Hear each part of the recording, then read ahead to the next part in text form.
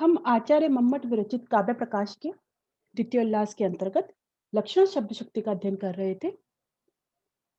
शब्द से जो अर्थ की प्रतीति होती है वह शब्द शक्ति कहलाती है, जिस शक्ति के माध्यम से तो लक्षण शब्द शक्ति का अध्ययन कर रहे थे। लक्षण शब्द शक्ति की जो प्रथम व्याख्यान था उसके अंतर्गत हमने लक्षण शब्द शक्ति का जो सामान्य स्वरूप है आचार्य मम्मट ने जो दिया है उसका हमने अध्ययन किया, जिसके अंतर्गत हम लोगों ने देखा मुख्यार्थवादी तद्योगे रूढ़ितोथ प्रयोजनात् अन्यो अर्थो लक्ष्यते यत् सा लक्षणारोपिता क्रिया। ये लक्षण शब्द शक्ति होती है, यानी जिसमें मुख्यार्थवाद हो, मुख्यार्थ और लक्ष्यार्थ में कोई संबंध हो, उनमें कोई रूढ़ी हो या प्रयोजन हो। ये तीन शर्तें होती हैं। अन्य अर्थ जो लक्षित होता है और लक्षण कैसी है? आरोपित क्रिया। ये हम डिटेल में सब समझ चुके थे। अब हम उदाहरण देखते हैं।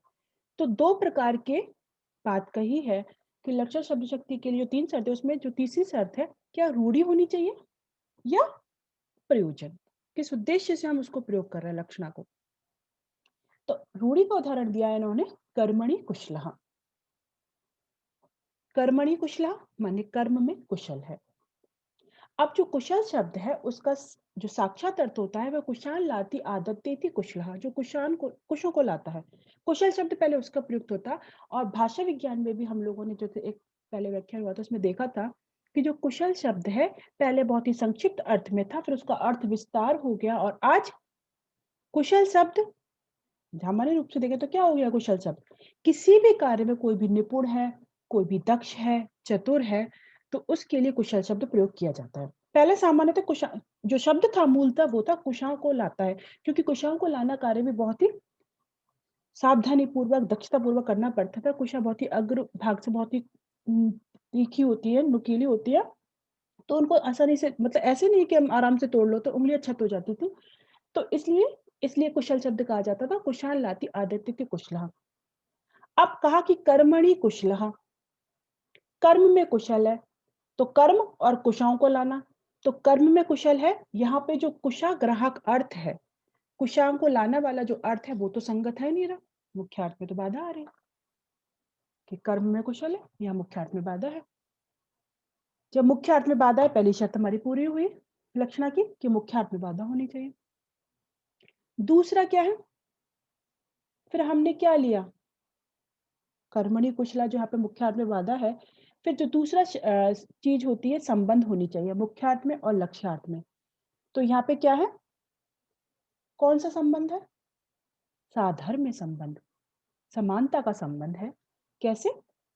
साधारण संबंध यहाँ पे क्या है? वाच्यार्थ और लक्ष्यार्थ में संबंध हमने देखा आवश्यक होना चाहिए। कुशा के पत्ते भी तीक्ष्ण होते हैं, अर्थात कुशानयन के लिए भी विवेकशीलता का होना आवश्यक है। उसी प्रकार वैसी ही विवेकशीलता किसी भी कार्य को भली भांति करने के लिए आवश्यक है, तो दोनों में साधर्म्य संबंध है। और तीसरा चीज है कि रूढ़ी या प्रसिद्ध, तो लक्ष्यार्थ बोध कराने के लिए यहाँ पे जो क्या है? रूढ़ी ली गई है। दक्ष या चतुर अर्थ में अब ये शब्द क्या हो गया है? रूढ़ हो गया है, प्रसिद्ध हो गया है। तो लक्ष्यार्थ बोध कराने के लिए जो रूढ़ या प्रयोजन होना चाहिए, तो लोक में कुशल शब्द आजकल दक्ष या चतुर अर्थ में रूढ़ हो गया है, अतः कुशल शब्द से यहाँ पे दक्ष या चतुर अर्थ लेंगे तो हम इसका अर्थ ले सकते हैं कर्मणि कुशला, कर्म में कुशल है। तो ये होता है रूढ़ी हेतु लक्षणा का उदाहरण। तो जो दूसरी शर्त थी रूढ़ी या प्रयोजन, यह है रूढ़ी का उदाहरण कर्मणि कुशला। अगला उदाहरण देखते हैं प्रयोजन का। गंगायाम घोषः, यह हमने अन्वयानुपपत्ति जब समझ रहे थे तब भी देखा था। गंगायाम घोषः क्या अर्थ है? गंगा की धारा में अभीरों की वस्ती है, अर्थ है इसका मुख्य अर्थ। लेकिन क्या गंगा की धारा में अभीरों की वस्ती हो सकती है? धारा में बोले नहीं हो सकती। गंगा की धारा में अभीरों की वस्ती हो नहीं सकती, अतः मुख्यार्थ का बाध है, मुख्यार्थ में दिक्कत है। मुख्यार्थ में बाधा आ गई, अभीरों की वस्ती हो नहीं सकती गंगा में, तो मुख्यार्थ में बाधा है। तो यहाँ पे फिर लक्ष्यार्थ क्या लिया जाता है? मुख्यार्थ जब बाध हो जाता है, गंगा के तट पर अभीरों की बस्ती है। तो गंगायाम शब्द का हमने जो लक्ष्यार्थ क्या ले लिया? गंगा तट। क्या हमने गंगा तट अर्थ लिया लक्ष्यार्थ से? तो अब हमने जो लक्ष्यार्थ लिया है और जो हमारा मुख्यार्थ है गंगायाम, गंगा नदी, और लक्ष्यार्थ है हमारा गंगा तट, दोनों में कोई ना कोई संबंध होना चाहिए। दूसरी शर्त क्या है लक्षणा की? दोनों में कोई संबंध होना चाहिए। तो संबंध क्या है दोनों में? सामीप्य संबंध है। गंगा के किनारे ही, गंगा नदी है उसके किनारे ही उसका तट है, तो दोनों में सामीप्य संबंध है। और तीसरा होता है प्रयोजन।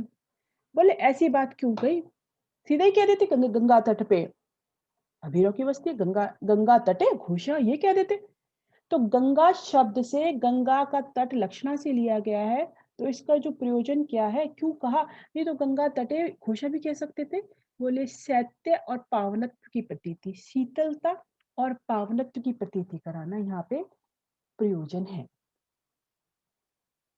क्या, जिस प्रकार गंगा की धारा शीतल और पवित्र है, गंगा की धारा जितनी शीतल है पवित्र, उतना पवित्र उसका तट नहीं हो सकता, उतना पवित्र उसका तट नहीं है।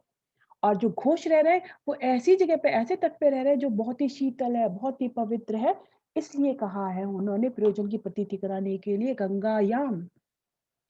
ठीक है, तो शैत्य और पावनत्व की प्रतीति कराने के लिए कवि ने यहाँ पे गंगायाम शब्द प्रयुक्त किया है, क्योंकि गंगा की धारा जितनी शीतल पवित्र तट उतना नहीं हो सकता, वैसी प्रतीति तट में नहीं हो सकती, इसलिए गंगा शब्द कहने का यही तात्पर्य है।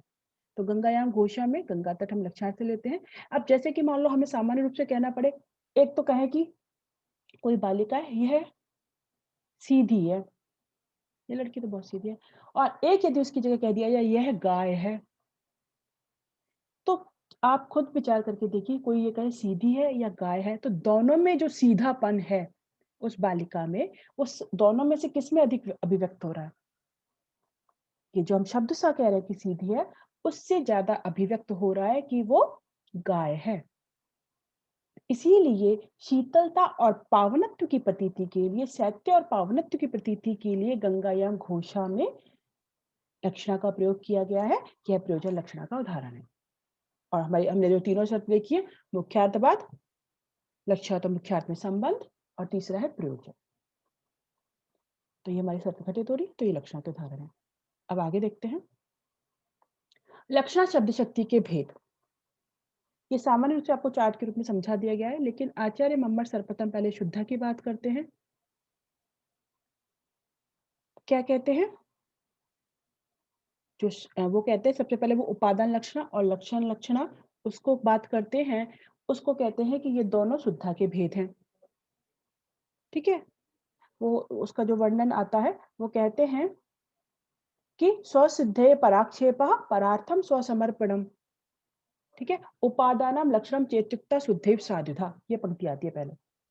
ये तो सबसे अंत में जाके वो पंक्ति वो कहते हैं लक्षणा तेन षड्विधा, लक्षणा इस प्रकार से 6 प्रकार की है। लेकिन आपको समझाने की ताकि कंफ्यूजन किसी प्रकार का ना रहे, लक्षणा के 6 भेद कहे हैं। और दो पहले सर्वप्रथम लक्षणा के 2 भेद है, शुद्धा और गौणी। शुद्धा लक्षणा के 4 भेद है, उपादान लक्षणा, लक्षण लक्षणा, सारोपा, साध्य बसाना, और गौड़ी के हैं सारोपा और साध्य बसाना। जैसे जैसे हम पंक्ति स्पष्ट करेंगे स्पष्ट होता जाएगा। यदि भी कुछ टीकाकार यदि इस तरह से कहते हैं कि जो उपादान लक्षण लक्षण लक्षणा के भेद है, सारोपा साध्य बसाना, ये कैसे है, ये भी हम बाद में एक बार डिस्कस करेंगे। लेकिन लक्षणा के जो 6 भेद है उनकी सामान्य रूप से यहाँ पे चर्चा की है। पंक्ति उन्होंने दी है लक्षणा 3 षड्विधा काव्य प्रकाशकार ने अंत में। लेकिन सर्वप्रथम वो कहते हैं स्वसिद्धे पराक्षेपा परार्थम स्वसमर्पणम उपादानम लक्षणम चेत्युक्ता शुद्धेव साधुता। फिर उसके बाद में वो सारोपा की बात करते हैं, सारोपान्य तो यत्रोक्तो विषय विशेषता, साध्य वसाना जहाँ पे विषय को अन्यस्मिन् साथ साध्य वसाने का। फिर वो कहते हैं भेदा विमौच सादृश्यात् संबंधांतरस्तथा गौणी शुद्धा च विज्ञेयौ, ये पंक्ति आती है वहां पे कि ये यानी जो सारोपा और साध्य वसाना का पहले लक्षण कर देते हैं, फिर कहते हैं कि ये दोनों शुद्धा और गौणी दोनों की माननी चाहिए। तो इससे पता चलता है कि उपादान लक्षण लक्षण लक्षण को पहले कह रहे हैं अलग से, और सारूपा साध्य वसाना 2 अलग अलग भेद कर रहे हैं जो दोनों के होंगे। अब शुद्धा में क्या अंतर है, गौणी किसे कहेंगे, और उपादान लक्षण लक्षण लक्षण सारूपा साध्य वसाना किसे कहेंगे, ये सब हम एक एक करके देखते जाएंगे लक्षणा के भेदों में।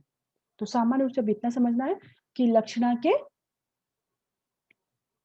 कितने भेद किए हैं आचार्य ने, लक्षणा 6 प्रकार की है, जिसका यदि डिवीजन करते हैं तो शुद्धा लक्षणा, फिर गौड़ी लक्षणा, फिर उपादान लक्षण लक्षणा, सारोपा साध्य वसाना, फिर सारोपा और साध्य वसाना। इस प्रकार से उन्होंने लक्षणा के भेदों की चर्चा की है। अब शुद्धा सारोपा, अब हम एक एक लक्षणा को भेद के ऊपर डिटेल में चलेंगे, ये हम नेक्स्ट व्याख्यान में देखेंगे। आज हम इतना ही देखते हैं।